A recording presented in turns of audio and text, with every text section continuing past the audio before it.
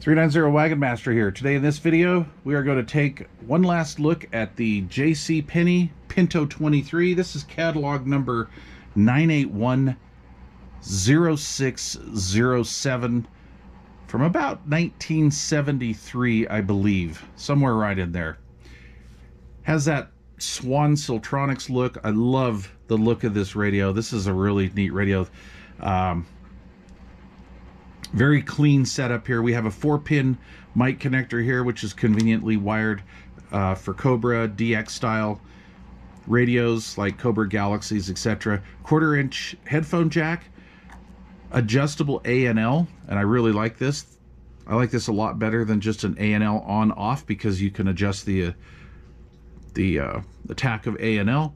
Then we have our on-off volume control, 3-position fine tune or delta tune, and then of course we have our squelch, and all the way counterclockwise past the click we have PA, rotary channel selector, dual meters. Over here I have the RF, relative RF output meter, and then S unit and modulation meter. These are independently backlit, and the RF output meter is at about half brightness until you key the radio, and when you key the radio it will illuminate fully and match the S unit meter. So kind of interesting. I like that. Again, I think this is just a beautiful radio. I really like the cosmetics of this. This particular radio is in pretty darn good condition. I'm going to give this like a 7.5 out of 10. The lid has a couple scuffs on it, but nothing major.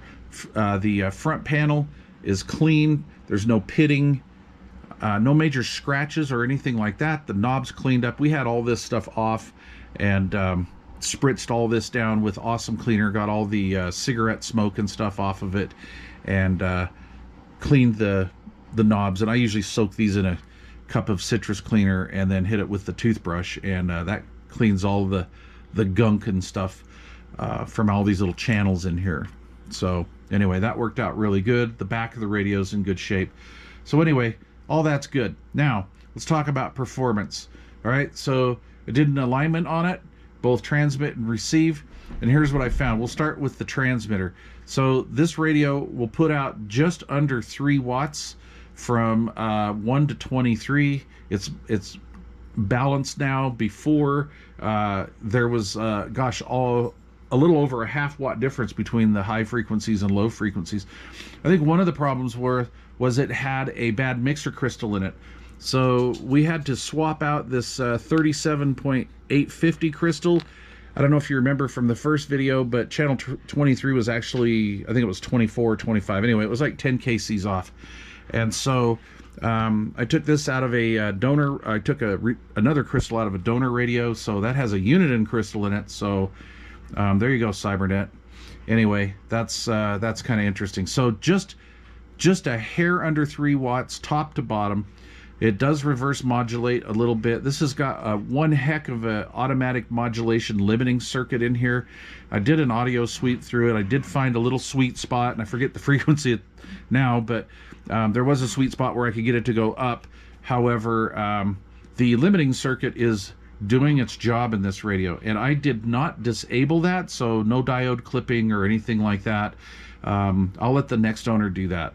Okay, I kind of respect this radio more than that. I don't want to butcher it up. I have really good audio with the OEM microphone. It sounds really good. If you want to kick it up a notch, you know, like I can use my Turner Plus 2 on this, and that's a really good match. It works really well, has a good sound. However, though, with that limiting circuit in there, you don't get the full-on effect. It's not a big strapper, that's for sure. But anyway, it works. Okay, receive-wise, pretty interesting. This receiver sounds like a lot of these old school, and I don't want to say bottom of the line CB, but kind of a low line CB, especially just the AM only boxes. And what I'm finding here in these old neighborhoods, I'm living in like a 70-year plus old neighborhood here, and we have a lot of power line noise, all above ground power lines, cable TV, all sorts of stuff. And so this radio, when it was all aligned, I had about a 6S unit noise level, and I could not hear the stations out in skip land. I knew something was out there. You know, we could hear things coming in and out, but they were non-copyable.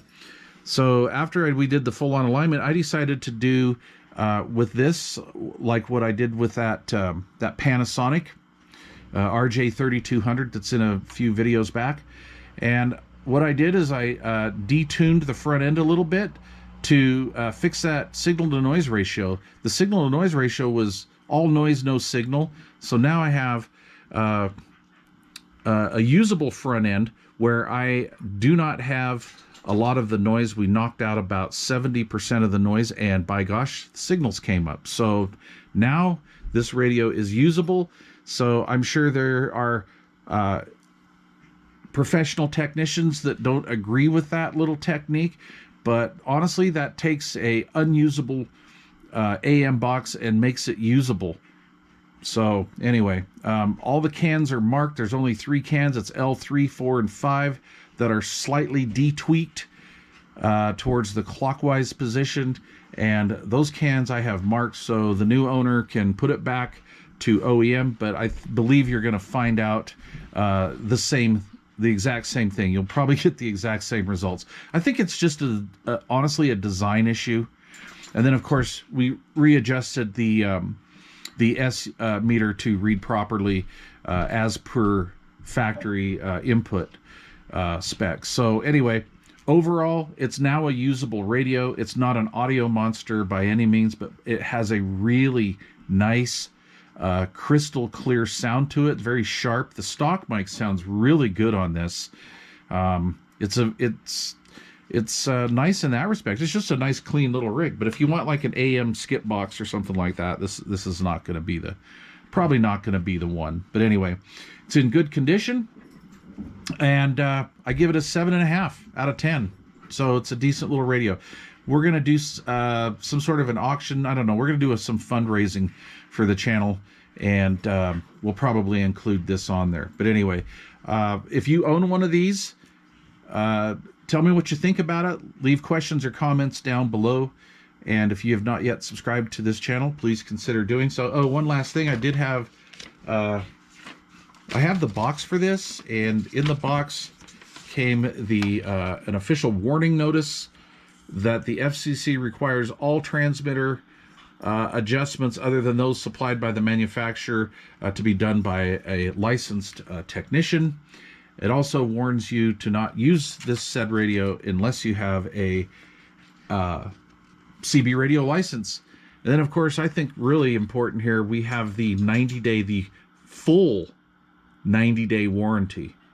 So there you go. I think we're probably a little past that right now, but, you know, whatever. 1973 vintage-ish radio.